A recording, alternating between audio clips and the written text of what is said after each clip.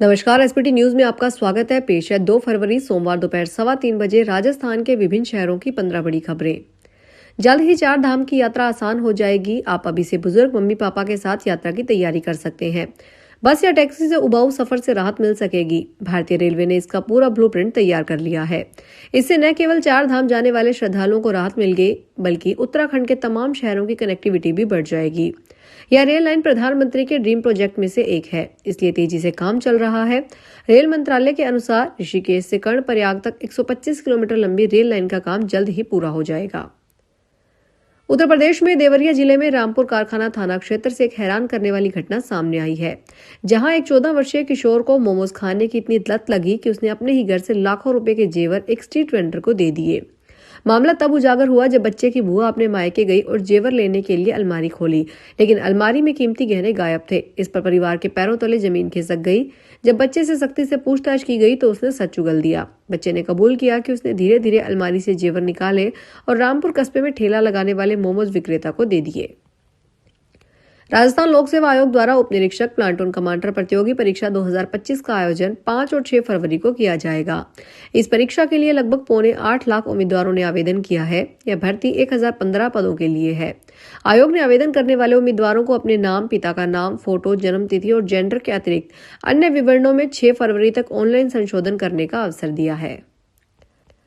राष्ट्रपति द्रौपदी मुर्मू ने राष्ट्रपति भवन स्थित अमृत उद्यान का उद्घाटन किया। यह उद्यान आम लोगों के लिए 3 फरवरी से 31 मार्च तक खुला रहेगा। सप्ताह में 6 दिन सुबह 10 बजे से शाम 6 बजे तक एंट्री होगी, जबकि अंतिम प्रवेश शाम 5 बजे तक मिलेगा। 4 मार्च को होली के दिन उद्यान बंद रहेगा। प्रवेश पूरी तरह फ्री होगा, जिसके लिए ऑनलाइन बुकिंग अनिवार्य है। एंट्री और एग्जिट गेट नंबर 35 से होगी। आज 2 फरवरी बिटकॉइन $75,000 से नीचे आ गया, जो डिजिटल एसेट्स में व्यापक कमजोरी का संकेत है। सुबह के समय इसकी कीमत करीब $74,683 दर्ज की गई, जो अप्रैल 2025 के बाद का सबसे निचला स्तर है। पिछले साल के उच्च स्तर से बिटकॉइन अब लगभग 40% तक टूट चुका है, जिससे डर का माहौल बन गया है। अकेले जनवरी महीने में ही इसमें करीब 11% की गिरावट देखी गई। विशेषज्ञों के मुताबिक बिटकॉइन में मौजूदा गिरावट की सबसे बड़ी वजह बाजार में कमजोर खरीदारी है। राजस्थान की डिप्टी सीएम दिया कुमारी ने कहा कि केंद्रीय बजट में सबका साथ सबका विकास को ध्यान में रखकर हर वर्ग का खास ध्यान रखा है और इससे विकसित भारत के लक्ष्य को मजबूती मिलेगी। इसके लिए ठोस कदम उठाए गए हैं। बजट में आम नागरिकों की हर उम्मीद को पूरा किया गया है। साथ ही उनसे कहा गया है कि राजस्थान में बजट में वे ही पेश करेगी और इसमें भी आम जन को बहुत कुछ मिलेगा। अजमेर की प्रभारी और डिप्टी सीएम दिया कुमारी ने अजमेर में पत्रकारों से बात करते हुए केंद्रीय बजट को लेकर जमकर सराहना की। दिया कुमारी ने कहा कि इंफ्रास्ट्रक्चर पर भारी निवेश किया गया है और इसमें रोजगार बढ़ेंगे। गाजियाबाद जिले के फर्जी पासपोर्ट बनाने वाले एक संगठित गिरोह का खुलासा हुआ है। हैरानी की बात यह है कि एक ही पते पर बार बार पासपोर्ट जारी किए जा रहे थे और कई आवेदनों में एक ही मोबाइल नंबर इस्तेमाल हो रहा था। जब पुलिस ने जांच की तो पता चला कि जिन पतों पर पासपोर्ट बनाए गए वहां उन नामों के लोग रह ही नहीं रहे हैं। पुलिस ने इस मामले में डाक विभाग के कर्मचारी समेत 5 लोगों को गिरफ्तार किया है। इस पूरे नेटवर्क में कुल 26 लोगों के शामिल होने की बात सामने आई है। सभी के खिलाफ एफआईआर दर्ज कर ली गई है। उत्तर भारत समेत देश के कई हिस्सों में मौसम ने एक बार फिर करवट ले ली है। भारतीय मौसम विभाग ने हाल ही में 10 राज्यों के लिए अलर्ट जारी किया है, जिसमें उत्तर प्रदेश और मध्य प्रदेश से लेकर पहाड़ी इलाकों तक वर्षा की संभावना जताई गई है। हिमालयी क्षेत्रों जैसे जम्मू कश्मीर, हिमाचल और उत्तराखंड में अगले 2 दिनों तक मौसम काफी चुनौतीपूर्ण रहने वाला है। यहाँ 50 किलोमीटर प्रति घंटे की रफ्तार वाली हवाओं के साथ भारी बारिश का अनुमान है। वहीं मैदानी इलाकों की बात करें तो पंजाब, हरियाणा, राजस्थान और मध्य प्रदेश में हल्की वर्षा लोगों को भिगो सकती है। राजस्थान में सामाजिक न्याय और अधिकारिता विभाग ने शैक्षणिक सत्र 2025-26 के लिए उत्तर मैट्रिक छात्रवृत्ति आवेदन की अंतिम तिथि को बढ़ाकर 28 फरवरी तक कर दिया है। संस्थाएं भी अपनी सूचनाएं पोर्टल पर 28 फरवरी तक जमा कर सकेगी। उत्तर मैट्रिक छात्रवृत्ति के लिए छात्रवृत्ति पोर्टल पर सरकारी या निजी मान्यता प्राप्त शिक्षण संस्थाओं के पंजीकरण, नवीनीकरण, कोर्स मैपिंग, मान्यता और पाठ्यक्रमवार फीस स्ट्रक्चर आदि को अद्यतन करने की सुविधा दी गई है।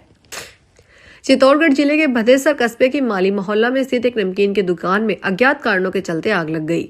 यह घटना देर रात की बताई जा रही है। आग इतनी तेज थी कि दुकान के अंदर रखा अधिकांश सामान जलकर राख हो गया। दुकान में रखी तैयार नमकीन बनाने की मशीन, बिस्तर और अन्य जरूरी सामान पूरी तरह नष्ट हो गया।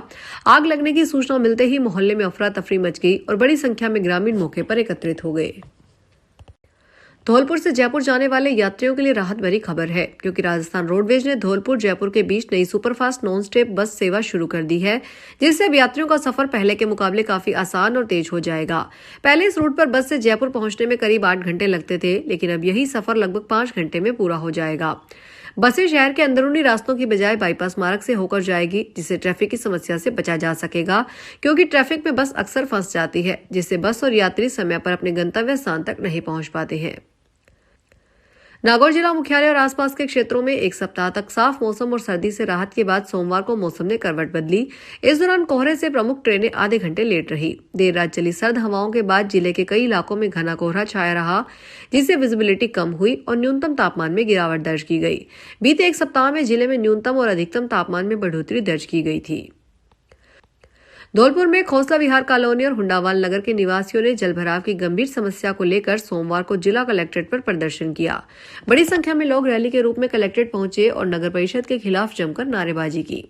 प्रदर्शन के दौरान नाला दो या जेल दो जैसे नारे लगाए गए, जिसमें कलेक्ट्रेट परिसर गूंज उठा। इस विरोध प्रदर्शन में महिलाएं, बुजुर्ग और युवा बड़ी संख्या में शामिल थे। निवासियों ने बताया कि कॉलोनियों में जल निकासी की उचित व्यवस्था न होने के कारण गंदा पानी सड़कों, घरों के सामने जमा रहता है, जिससे आवागमन में बाधा आती है।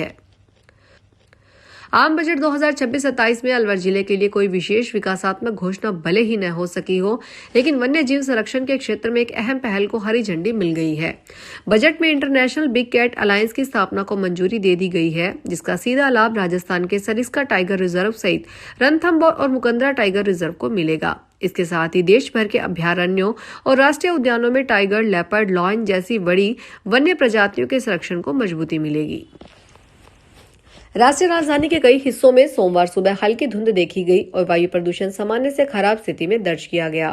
केंद्रीय प्रदूषण नियंत्रण बोर्ड की रिपोर्ट के अनुसार सुबह करीब 7 बजे के आंकड़ों में द्वारका के सेक्टर 3, 6 और 10 खराब श्रेणी में थे, जिनका AQI 243 था। राष्ट्रीय राजधानी क्षेत्र के गाजियाबाद में भी 259 AQI के साथ हवा खराब श्रेणी में रही। फिलहाल इस बुलेटिन में इतना ही। फिर हाजिर होंगे बड़ी खबरों के साथ। अगर आप भी अपने आसपास की छोटी बड़ी और महत्वपूर्ण खबरों से अपडेट रहना चाहते हैं तो सब्सक्राइब कीजिए हमारे चैनल SPT न्यूज को और प्रेस कीजिए बेल आइकन पर।